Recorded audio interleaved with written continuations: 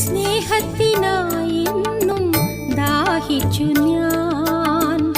ലോകത്തിൽ സ്നേഹത്തിൻ സാരം തേടി, സ്നേഹത്തിനായെന്നും ദാഹിച്ചു ഞാൻ.